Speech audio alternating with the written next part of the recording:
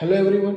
તો ચલો મિત્રો, હું તમને એક પ્રોફિટેબલ ટ્રેડર બનવા માટેનો એક મંત્ર તમારી સાથે શેર કરું છું. જો તમે તે ફોલો કરશો તો 99.99% તમારા ચાન્સીસ રહેવાના છે કે તમે પ્રોફિટેબલ ટ્રેડર બની શકો છો. તો એના માટે તમારે શું કરવાનું છે તો કે ફક્ત ને ફક્ત વન સ્ટ્રેટેજીવાળો રૂલ ફોલો કરવાનો છે, જે તમારે 1 વર્ષ માટે ફોલો કરવાની રહેશે. શું? One strategy for 1 year.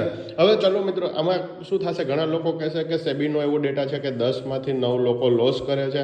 પણ તો એનો મેઇન રીઝન શું છે તો કે એક તો ટિપ્સમાં કામ કરવું, બીજી વાત જો કરવામાં આવે ને તો કે વારે સ્ટ્રેટેજી બદલ કરવી, પ્રોપર સ્ટ્રેટેજી ન હોવી.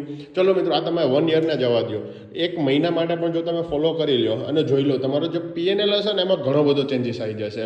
તો હવે શું ખાલી સ્ટ્રેટેજી ફોલો કરવાથી? તો કે ના, સ્ટ્રેટેજી કેવી હોવી જોઈએ? જો તમે ઇન્ડેક્સમાં કામ કરતા હોય તો એક જ ઇન્ડેક્સને પકડી લેવાનો છે. નિફ્ટી કરો, સેન્સેક્સ કરો, બેંક નિફ્ટી કરો, કોઈ બી એક સેન્સેક્સને પકડી લો, કોઈ પણ એક શું કહેવાય ઇન્ડેક્સને પકડી લો, એમાં ટ્રેડ કરવાની છે. હવે તમારી સ્ટ્રેટેજી છે ને એ કેવી હોવી જોઈએ?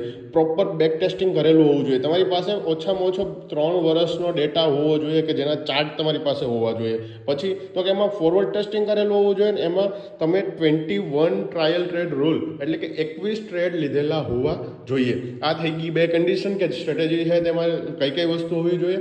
હવે ત્યારબાદ તો કે શું ખાલી સ્ટ્રેટેજીમાં એમાં કંઈક તો ઓલું હશે ને કે પ્રોફિટેબલ થવું છે? એટલું તો ઇઝી નહીં જ હોય, કારણ કે તો પછી બધા પ્રોફિટ કરવા વળગી જાય. તો કે એમાં તમારે પ્રોપર રિસ્ક મેનેજમેન્ટ ફોલો કરવાનું છે. તમારું રિસ્ક પર ટ્રેડ અને રિસ્ક પર ડે ડિફાઇન્ડ હોવું જોઈએ. સપોઝ તમારું 2000 રૂપિયાનું રિસ્ક પર ડે છે કે તમે દિવસમાં 2000 રૂપિયાનો લોસ કરી શકો છો તમારા કેપિટલ પ્રમાણે, તો તમારું પર ટ્રેડ લોસ છે તે 1000નો આવવો જોઈએ. દિવસના તમે મેક્સિમમ 2 ટ્રેડ લઈ શકો.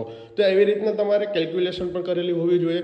એના પછી તો કે જો તમારી એન્ટ્રી સેટઅપ છે ને પરફેક્ટ હોવું જોઈએ. એક્ઝેક્ટ એન્ટ્રી, સ્ટોપ લોસ અને એક્ઝેક્ટ પરફેક્ટ ટાઈમે થવી જોઈએ. હવે એવું નહીં કે વારે સ્ટ્રેટેજીમાં તમે આ 3 વસ્તુ બદલા કરો અને જ્યારે પણ એન્ટ્રી થઈ જાય ને પછી બધી વસ્તુમાં છેડછાડ કરવાની, પણ ટાર્ગેટમાં છે ને ક્યારેય છેડછાડ કરવી નહીં. પ્રોપર ટાર્ગેટ લેતા શીખવાનું.